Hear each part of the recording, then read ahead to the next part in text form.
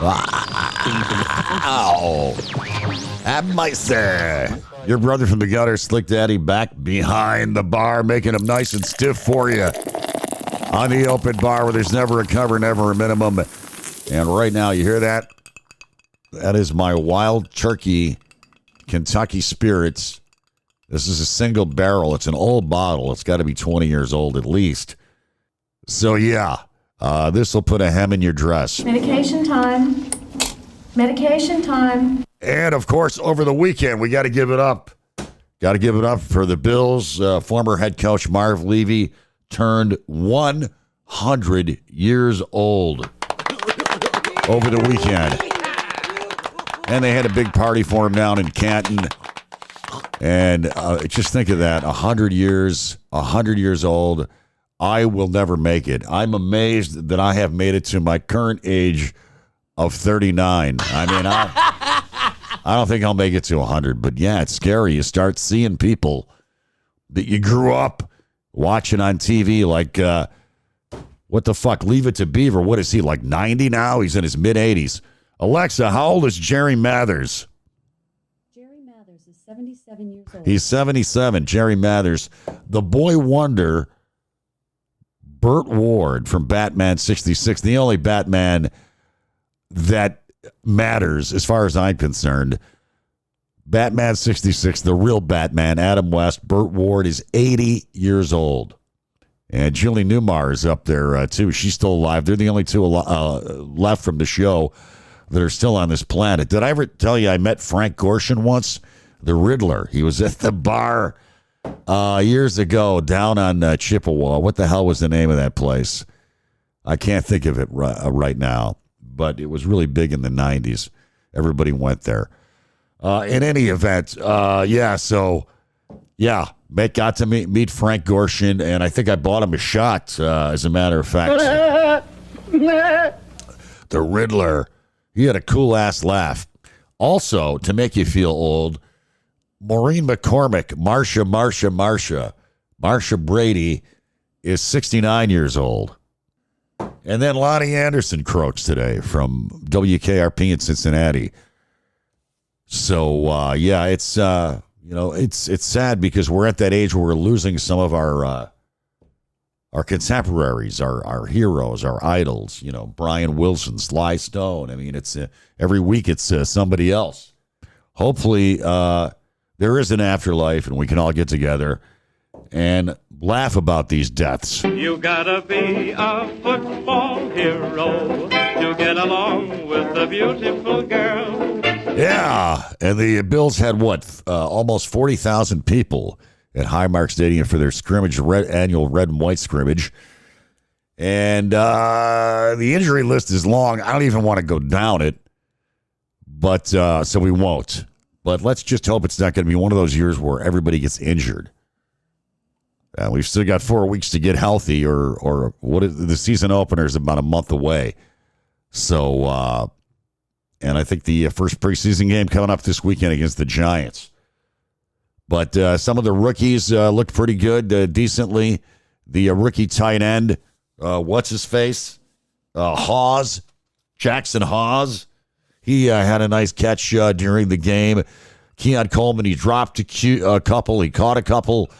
I did not see the game, but I'm just going by what I heard. He supposedly had a decent game. The defensive line got some pressure as well. So, but listen, it's a practice game. We won't know for sure what the defense looks like or what the offense looks like until the bullets start flying. And speaking of the offense, James Cook is now sat out for the second day in a row as I'm talking to you here. And I'm recording this podcast at 1:15 in the morning on August 5th. This is the second day now he's held out. Of course, he's unhappy about his contract. He's going into the last year of his contract, and he should just play it out. If you can do it 2 years in a row, maybe you deserve the money. I'm sorry. I think he's obviously a talented back, scored, 20 touchdowns last year. But look, you've also got Josh Allen as a quarterback, so that helps. It helps, take the heat off you as a running back. He still can't block to save his ass. They got to take him out on third down. So you're not on the level of Saquon Barkley yet. You don't deserve that kind of money yet. But I understand the frustration. They've taken care of other people. Brandon Beane said that he's disappointed that he's not practicing, but he said regarding the contract situation, he said, hey, it takes two sides to get it done, which obviously is a shot over the bow at the James Cook camp. I think he just wants unrealistic money, and he wants it now. I think the Bills are saying, look, man, play this year out, and we'll take care of you. Or let's see if you can do it. If you can do it 2 years in a row, or they're offering him less money, and he wants big money. He wants to be like the top paid running back in the league. He wants what, $15 million a year or something. I'm sorry, I would almost trade him if I could get a supreme pass rusher in his prime, like the Cowboys. They've got to hold out. I'd rather pay somebody like that. What's his name? Micah Parsons? Yeah, I believe he's holding out as well. You've got the kid in Cincinnati, the pass rusher. Of course, he's a little bit older. He's 30, but still, he's had double-digit sacks the last couple of years. They're jerking him around, the Bengals, over his contract. Trade him for one of these guys if he doesn't want to be here. If you can. I mean, I know it sounds easy, but, it takes two to make a trade as well. So hopefully this doesn't become a distraction. But thank God we've got Ray Davis and the other kid whose name escapes me right now with the weird ear piercings and whatnot, Ty Johnson. So we've got two capable backups. So it's not like we're up Schitt's Creek, but still, James Cook is an explosive player. But again, James, listen, do it 2 years in a row and learn how to block, and then we'll pay you the money. That's what I say. 1 year, you don't get the money off of 1 year. Sorry. They're eating the dog. And, of course, no Slick Cast would be complete if we did not talk about Ask the Orange Ass Clown Donald Trump, who now, in a completely unprecedented move, and isn't everything that Donald Trump does illegal or completely unprecedented? They fire the person that's in charge of crunching the unemployment numbers because Trump didn't like the unemployment statistics. We only added, 70-some thousand jobs, which is the lowest in years. It's the worst month in years. And then they went back and readjusted the last 2 months, which they will do from time to time. And they really lowered the numbers in those months, too. So Trump is not happy about it. But, of course, being Donald Trump, he blames other people, you see. It's never it's not his shitty, erratic, stupid, out-to-lunch, lunatic trade policies that could have slowed the hiring of employees. No, it's the lady who crunches the numbers. It's her fault. So he fires her. The Unemployment Bureau of Statistics is very well respected around the world. So once you start playing games with it, like saying that the numbers are rigged, like Trump said, which is complete bullshit. They liked it when it happened during Biden's tenure, when we had a bad jobs report. But because it's Trump, it's got to be rigged. Everything's rigged. If he doesn't win the election, it's rigged. Everything's phony. Everything's rigged. Maybe you're just a lying sack of shit. And maybe you're just a spoiled rich brat who just can't, he can't admit that he's a loser. He just can't admit it, that he's a big fucking loser, and that he's taken a perfectly fine economy and fucking, this is self-imposed. Whatever happens here, and and inflation is going up. Look at, I was in the store today, $23 for fucking coffee, for a 2-pound bag of coffee. All right. The jam that I get, that stuff from France, $7 now. So you're going to see prices start to go up in the fourth quarter, like in September, because a lot of these corporations, what they did was they knew the tariffs were coming, so they a few months ago, so they stocked up on shit. Now they're going to be running out of shit, and they're going to have to buy it with these tariffs, and they're going to pass the cost on to us, the consumers. And if you don't believe that, then, I got a bridge in Lackawanna I want to sell you. It's his own stupidity, but he blames the lady in charge of the labor statistics. A president has never done that. I'll tell you what else a president has never done. They've never sent their assistant attorney general to meet with a convicted pedophile by themselves without any FBI personnel, without the person that worked on the case there to ask questions, who of course was Maureen Comey, who Trump fired, the expert on the Epstein case, the woman who prosecuted it. He fires her. Donald Trump thinks he's the boss of everybody, and the courts so far are letting him get away with all this shit. And I just so you know, he's ruining our democracy. And it makes us a laughingstock that we have a president that fucking fires the head of a bureaucrat, a nonpartisan, and it's a whole department, by the way, that do these numbers. And they do a hell of a job. It's well respected around the world. So he's got to put doubt in that too, just like he's got to put doubt in our elections, that our elections are rigged, which they're not. At least not yet, anyways. This coming from the guy that tried to overthrow the election and stop the vote count. And they had the fake electors plot. So here's the thing about Trump and these people is that they always blame the other side of what they're guilty of. Like they're the ones trying to throw the elections.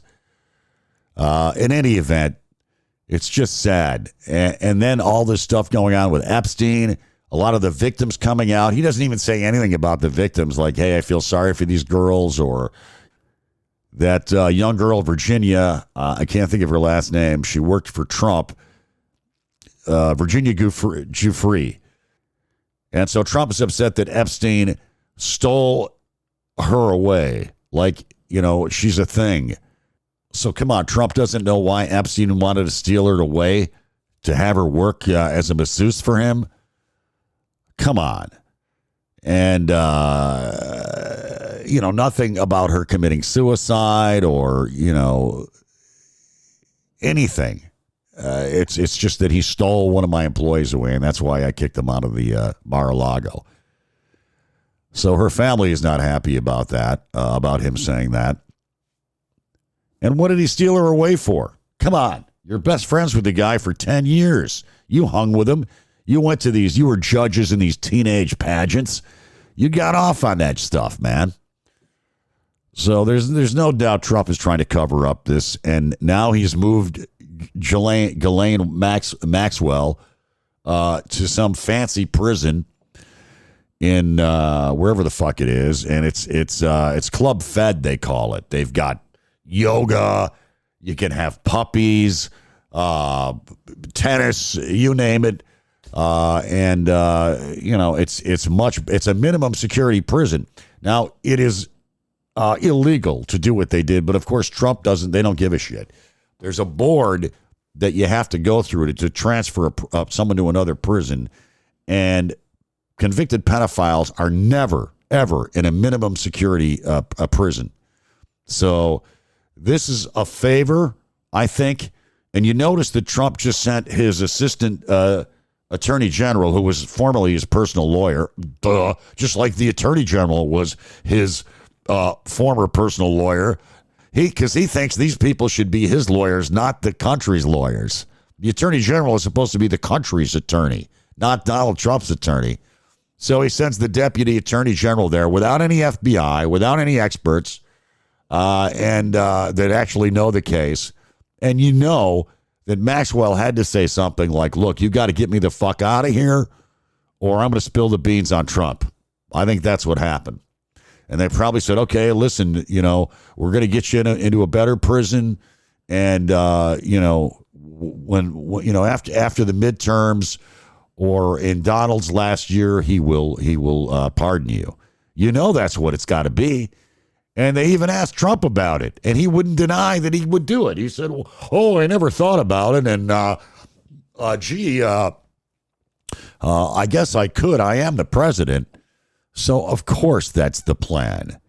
And Maxwell, if you talk to any of the victims, these girls, and there were over 1,000 of them, we're talking girls between 13 and 16. Maxwell used to go out and scout these girls. They'd be riding in a car, and she'd say, pull over. She'd see a girl, and she'd go give her a card and say, look, I can, if you want to be a model, or you should be a model, or, we can help you out with your education, and she would, get these girls and bring them down to, Epstein's place in New York. And, hey, all you have to do is give Jeffrey a massage. That's all, and we'll pay you $200. And then it turns out to be more than a massage. And a lot of these girls were from, bad, broken homes, or they didn't have any money, or, they were victimized. Is what, they thought, hey, this guy's going to send me to school, or they're going to help me through art school, or they're going to help me be a model, or whatever. And Maxwell is as guilty as Epstein, if not more. She also participated in some of the sexual perversion, or whatever you want to say, with these young kids. She got in on it herself with Epstein. So to have a president of the United States side with a pedophile, I mean, it's really sad. Is this how far we've come? Is this how twisted we are as a fucking country? Doesn't character mean anything anymore? Evidently not. Because I'll tell you, we got a lot of spoiled, rotten, and I think this is a shit generation, and I'm part of it.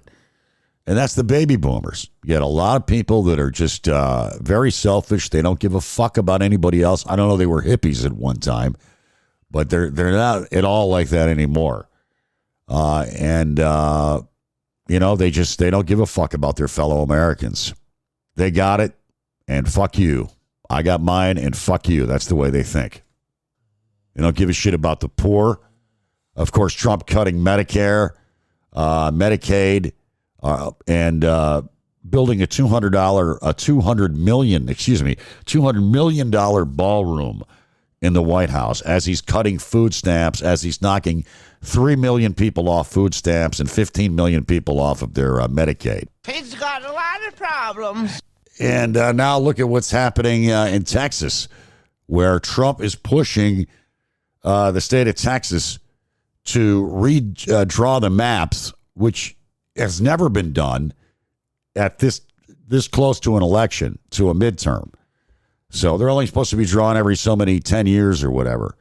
So this is completely out of the norm, and they're going to do it just to appease Trump, because they think if they rig the redistricting, gerrymander, they will pick up another 5 seats. So what they do is they take these districts that usually vote Democrat, and they redraw the map, and so they have a chance of winning it, a good chance of winning it. And for people that are black, hey, fuck you. You don't have any representation, too bad.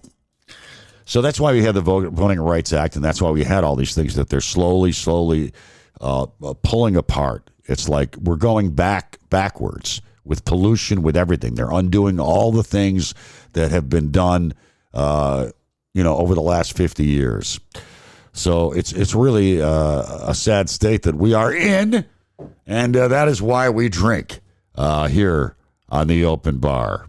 Medication time. Medication time. Yeah, so Hochul and Governor Newsom in California are saying, hey, look, if you guys are going to pull that shit, then we'll do the same thing here. And I got to tell you, it is good to see the Democrats finally throwing out the fucking rule book and saying, fuck you. 2 can play at this game. You got to fight fire with fire. And I'm tired of the Democrats bringing a knife to the gunfight. These people don't play by the rules. They don't give a fuck about the Constitution. They don't give a fuck about laws. They don't give a fuck about norms. They fucked us out of a Supreme Court judge. They fucked us 8 ways till Tuesday. So, listen, you got to fight fire with fire. So if they're going to do that, then let's redistrict New York and California. Let's take away their conservative districts. That's how you have to roll. That's how you got to play the game with these people. because they don't give a fuck about norms, rules, traditions. And it's sad that we don't have any decorum anymore, but this is what it is. This is where we're at. And Donald Trump has done more to divide this country than any Russian ever could have. It is out of sheer morbid curiosity I'm allowing this freak show to continue. Now, get this. In other Trump news, the White House is warning The View. That's right, the TV show The View could be canceled after Joy Bear's anti-Trump rant. Evidently, Joy Bear went on a rant about Trump and says that he is jealous of Obama. And so now Trump has got the FCC threatening The View television program that it will be canceled. Is he ever embarrassed for this? The guy is so fucking thin-skinned. I have never seen anybody more thin-skinned than he is. The guy has no fucking sense of humor. He's just a baby. I mean, every little thing that somebody says about him, he gets his little titties up in a twister, or his big titties, and it's really laughable. It's a joke. The guy is such a fucking joke. He's such a whining, sniveling. They talk about woke. This guy is the wokest. He should be wearing a fucking diaper. I'm telling you, Trump should be wearing a fucking diaper. He's such a little pussy, a baby, a whiner, a whiny little bitch, as Bill Maher used to call him before he sold out or whatever he did. I don't know what's up his ass, Bill Maher.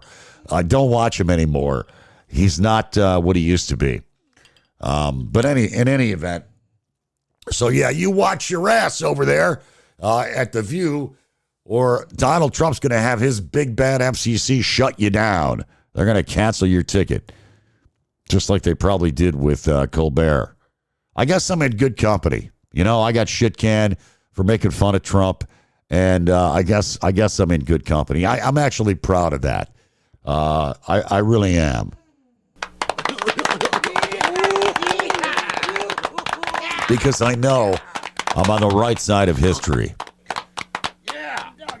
And the orange Mussolini is on the wrong side of history. And history will not be kind to Donald Trump. And I think 10 years from now, nobody will admit that they even voted for this twat. All right, that's all I got for you. Until next time, remain calm, circle the wagons, live fast, die old, and, of course, weed, whiskey, and Warren Zevon. Don't forget to hit the like button and subscribe. Peace out.